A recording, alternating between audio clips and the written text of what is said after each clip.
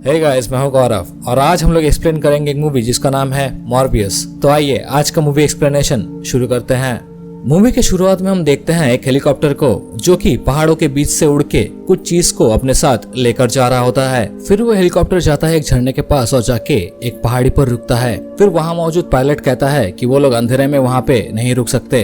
फिर उस हेलीकॉप्टर से वो पायलट और एक आदमी उतरता है जिसका नाम माइकल मॉर्बियस है। फिर मॉर्बियस वहाँ मौजूद लोगों को कहता है कि इस बक्से को उस गुफा के सामने रख दो, तो वो सभी रखने जाते हैं। पायलट मॉर्बियस को कहता है कि तुम्हें डॉक्टर की जरूरत है, तो मॉर्बियस कहता है कि उसे कोई डॉक्टर नहीं चाहिए क्योंकि वो खुद ही एक डॉक्टर है। फिर सभी उस पहाड़ी पे पड़े एक लाश को देखता है और मॉर्बियस कहता है कि वैम्पायर बैट्स कितने अनोखे होते हैं, वो इतने हल्के होने के बावजूद भी उनसे 10 गुना बड़े जानवरों को भी मार सकता है। तभी वो लोग एक इलेक्ट्रॉनिक गेट के सामने पहुंचता है और पहुंच के उस गुफा के अंदर देखता है। तभी मॉर्बियस उस पायलट के बेल्ट पे लगा हुआ खंजर को मांगता है और उसका पैसा उसे दे देता है और वहाँ से जाने के लिए कहता है। पायलट मॉर्बियस को अपना खंजर देता है और मॉर्बियस उस खंजर से अपना हाथ को काट लेता है। फिर मॉर्बियस अपना हाथ को उस गेट के थ्रू उस गुफा के अंदर घुसाता है और सारे बैट्स उस खून की तरफ आकर्षित होके भागा चला आता है। पायलट और वहाँ मौजूद सभी आदमी दौड़ के हेलीकॉप्टर में चढ़ते हैं और मूवी यहीं से शुरू होती है। नेक्स्ट सीन में हमें ग्रीस की 25 साल पहले की स्टोरी बताई जाती है,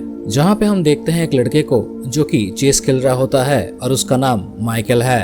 फिर माइकल खिड़की से और एक लड़का को देखता है जो कि उसी हॉस्पिटल में आ रहा होता है और उसका नाम ल्यूसिन है। फिर डॉक्टर ल्यूसिन को लाता है माइकल के पास और दोनों का मुलाकात करवा देता है। ल्यूसिन माइकल से पूछता है कि वो कब से यहाँ पे है, तो माइकल कहता है कि वो बचपन से यहाँ पे है। माइकल और ल्यूसिन दोनों ही अपाहिज है। ल्यूसिन जब माइकल से उनकी बीमारी के बारे में पूछता है तो माइकल कहता है कि उनकी बीमारी का कोई इलाज नहीं है क्योंकि उनके डीएनए से कुछ मिसिंग है। उस हॉस्पिटल के बाहर एक स्कूल भी होता है और उस स्कूल में जो लड़के पढ़ते हैं वो माइकल और लूसिन का मजाक उड़ाते हैं। तभी माइकल लूसिन को स्कूल होने के बाद वहाँ पे रुकने के लिए मना करता है। तभी अचानक लूसिन के हाथ में लगा हुआ मशीन खराब हो जाता है और लूसिन बेहोश हो जाता है। तभी माइकल उस मशीन को खोल के सिर्फ एक स्प्रिंग की मदद से उस मशीन को फिर से ठीक कर देता है, जिससे कि लूसिन को फिर से होश आ जाता है। डॉक्टर माइकल का इस कारनामा को देख के बहुत ही ताज्जुब हो जाता है और माइकल से कहता है कि वो एक ब्रिलियंट और स्पेशल बच्चा है। डॉक्टर कहता है कि माइकल जैसे स्पेशल बच्चे के लिए वहाँ पे बहुत सारे स्कूल्स है जहाँ पे माइकल को जाना चाहिए और अगर डॉक्टर बात करेगा तो उसका फीस भी माफ हो जाएगा। दूसरे दिन माइकल वहाँ से चला जाता है और जाते वक्त वो लूसिन के लिए एक बहुत ही बढ़िया खत लिख के जाता है, जहाँ पे वो कहता है कि वो उनकी बीमारी का इलाज ढूंढने के लिए जा रहा है और आखिर में कहता है कि उसे इस खत को कभी खोलना नहीं चाहिए था, नहीं तो वो फिर से इस खत को कभी फोल्ड नहीं कर पाएगा। तभी एक जोरदार हवा चलता है और उस हवा में माइकल का लिखा हुआ खत उड़ के स्कूल के सामने जाके गिरता है। लूसिन भी उस खत को ढूंढने स्कूल के सामने जाता है, जहाँ पे वो बच्चे उस खत को पढ़ के लूसिन का बहुत मजाक उड़ाता है। लूसिन गुस्से में उस बच्चों पर हमला करता है और वो बच्चे भी लूसिन को बहुत मारता है। तभी वहाँ पे डॉक्टर आ जाता है और लूसिन को बचा लेता है। फिर हम देखते हैं माइकल बड़ा हो चुका है और वो अपना डॉक्टरेट पूरा कर चुका है। उनका बनाया गया आर्टिफिशियल ब्लड बहुत सारे ब्लड रिलेटेड डिजीज को खत्म कर चुका है। फिर हम देखते हैं कि मॉर्बियस एक लड़की की ट्रीटमेंट कर रहा होता है जिसका नाम एना है। कि तभी वहाँ एक और लड़की आती है जिसका नाम मार्टिन बैंक्रॉफ्ट है और वो भी एक डॉक्टर है। मार्टिन जाती है माइकल के चेम्बर में और जाके देखता है कि उसने बहुत सारे बैट्स को एक ट्यूब में पकड़ के रखा हुआ है। मॉर्बियस कहता है कि बैट्स ही सिर्फ एकमात्र मैमल है इस दुनिया में जो कि खुद को जिंदा रखने के लिए खून पीता है और खून को हजम करने के लिए इनके शरीर में होता है कुछ एंटी कोएगुलेंट्स। माइकल उस बैट का जीन्स को अपने शरीर में डालना चाहता है क्योंकि माइकल भी चाहता है कि उसका शरीर भी कुछ वैसे ही एंटी कोएगुलेंट्स तैयार करे जिससे कि वो भी ब्लड को हजम कर पाए और जिंदा रह सके। उसलिए वो बैट का शरीर से डीएनए लेता है और एक सेंट्रीफ्यूज मशीन के द्वारा वो एक सीरम बनाने की कोशिश करता है। फिर बनाए गए सीरम को वो एक रैट पे टेस्ट करता है, लेकिन वो टेस्ट फेल हो जाता है। तभी उनके चेम्बर में एक नर्स दौड़ती हुई आती है और वो डॉक्टर मॉर्बियस को अपने साथ जाने के लिए कहती है। वो लोग वहाँ पे जाके देखता है कि एना के किडनीज काम नहीं कर रही है, तो वो लोग उसे एक इंजेक्शन की मदद से कोमा में भेज देता है। तभी मार्टिन की नजर पड़ती है उस रैट के ऊपर और वो देखती है कि वो रैट जिंदा है और मार्टिन ये बात माइकल से भी कहता है। फिर माइकल जाता है डॉक्टर निकोलस के घर में और वहाँ जाके ल्यूसिन से मिलता है। फिर लुसिन और माइकल बाहर टहलने निकलते हैं। दोनों जाके बैठते हैं एक गार्डन में और माइकल वहाँ पे लुसिन को बताता है कि उनका इलाज मुमकिन है और साथ ही साथ ये भी बताता है कि उनका इलाज में उन्हें बहुत सारे पैसे खर्चने पड़ेंगे और उनको ये एक्सपेरिमेंट बाहर कहीं करना पड़ेगा। नेक्स्ट सीन में हम देखते हैं कि वो लोग एक जहाज पे जाते हैं और वहाँ पे मार्टिन और माइकल एक सीरम बनाते हैं। फिर माइकल उस सीरम को अपने शरीर में मार्टिन द्वारा लगवा लेता है। फिर मार्टिन माइकल को उस चेयर में सुला देती है और उस चेयर के साथ बांध के वहीं पे रख देती है। अचानक जहाज का बिजली गुल हो जाता है। फिर जहाज का एक गार्ड माइकल के चेम्बर में माइकल को देखने आता है। तभी जहाज का वो गार्ड और मार्टिन देखती हैं कि वहाँ पे माइकल नहीं है। फिर वो लोग एक कमरे में घुसते हैं और वहाँ जाके देखता है कि माइकल उस कमरे की छत से लटक रहा है। मार्टिन उसे देखती है और उसे उस कमरे में ही लॉक कर देती है। माइकल उस कमरे में मौजूद गार्ड को मार देता है। तभी उस चेम्बर में बाकी गार्ड्स भी आ जाते हैं। मार्टिन गोली चलाने के लिए मना करती है लेकिन वो गार्ड्स नहीं सुनते और मार्टिन को धक्का मार के गिरा देते हैं। तभी माइकल रूम का शीशा तोड़ के बाहर आ जाता है और सब गार्ड्स को मार देता है। कुछ देर बाद वो खुद को जमीन पे पड़ा हुआ पाता है और वो देखता है कि वो एक वैम्पायर से धीरे धीरे करके इंसान में फिर से बदल जाता है।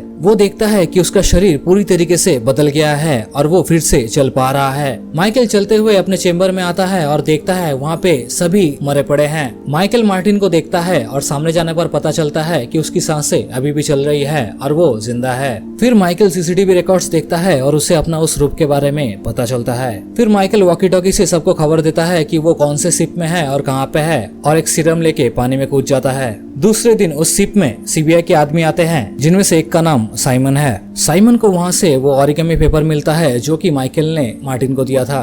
ये खबर लुसेन को टीवी न्यूज से मिलता है और तभी वहाँ पे डॉक्टर निकोलस आता है। डॉक्टर निकोलस लुसेन से पूछता है कि उसका दर्द कैसा है, 1 से 10 में बताओ, तो वो 11 कहता है। फिर माइकल अपने रिसर्च रूम में आता है और साथ में 2 सीरम को भी लाता है। अचानक वो लड़खड़ाने लगता है और एक रूम में जाके वहाँ से ह्यूमन ब्लड को लेके पी लेता है और जल्दी ही वो ठीक हो जाता है। फिर माइकल अपने रिसर्च के बारे में सारी बातें रिकॉर्ड करके रख लेता है। वो कहता है कि उसे जितना उम्मीद था उससे कई ज्यादा सक्सेस हासिल हुआ है। वो कहता है कि उसे खून की प्यास लगती है लेकिन खून पीने के बाद वो पूरा नॉर्मल हो जाता है। वो 2 दिन पहले तक चल भी नहीं पाता था लेकिन अब एक ओलंपिक एथलीट की तरह बहुत सारी कारनामे कर सकता है। फिर वो उस बैट के ट्यूब में घुसता है और कहता है कि ये बैट्स किसी को भी चीर फाड़ के रख सकता है लेकिन उसको एक भाई की तरह स्वागत करता है। साथ ही साथ एक बैट की तरह उसे दूर तक सुनने का क्षमता भी हासिल होता है। फिर वो सोचने लगता है कि इन सारी क्षमता को वो कैसे अपने काबू में कर सकता है। नकली खून उसे सिर्फ 6 घंटे के लिए ठीक रखता है। फिर वो कहता है कि उसे इंसान की खून चाहिए या फिर मौत, लेकिन वो शिप में जो हुआ वो दोबारा नहीं होना चाहिए।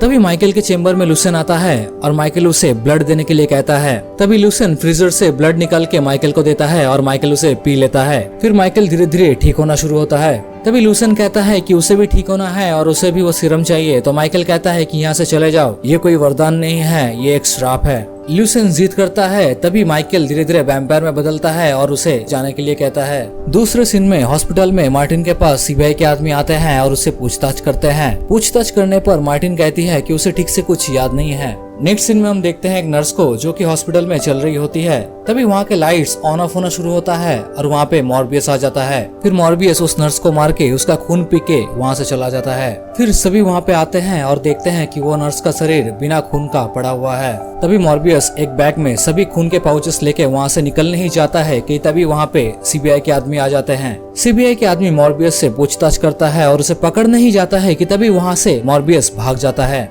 मॉर्बियस वहाँ से छत की ओर भागता है कि तभी वहाँ पे साइमन आके उसे पकड़ लेता है। नेक्स्ट सीन में हम देखते हैं कि मॉर्बियस जेल में है और वो अपने डायरी में लिखता है नकली खून का असर 6 घंटा से घट के 4 घंटा पे आके रुका है। फिर सीबीआई के आदमी मॉर्बियस से पूछताछ करता है। पूछताछ के दौरान मॉर्बियस खून का पाउच मांगता है और सीबीआई देने पे मना करता है। तभी मॉर्बियस वैम्पायर में बदलना शुरू होता है और वो लोग खून का पाउच दे देता है। नेक्स्ट सीन में हम देखते हैं मॉर्बियस अपना सेल में बैठा हुआ होता है कि तभी वहाँ पे लुसियन आता है और आके मॉर्बियस से गले मिलता है। फिर वहाँ से जाते वक्त मॉर्बियस को एक खून का पाउच देकर जाता है। तभी मॉर्बियस नोटिस करता है कि लुसियन अपना स्टिक वहीं पे भूल के चला गया है और वो शक करता है कि शायद उसने भी वो सीरम ले लिया है। फिर हम देखते हैं कि लुसियन बहुत ही आराम से उस कैद खाना से चल के बाहर आ जाता है। फिर गुस्से में माइकल बहुत जोर से चिल्लाता है और वो खून का पाउच से खून पी के उस केज को तोड़ के बाहर निकल जाता है। फिर माइकल अपने तेज सुनने की शक्ति से लुसियन का पता लगाता है और वो लुसियन के सामने जाता है। उसी दौरान लुसियन एक शॉप ओनर को मार देता है। माइकल लूसिन के सामने जाता है और उससे कहता है कि उसे वो सीरम नहीं लेना चाहिए था और माइकल कभी नहीं चाहता था कि लूसिन उस जैसा हैवान बन जाए। तभी लूसिन माइकल से कहता है कि उस हॉस्पिटल का नर्स को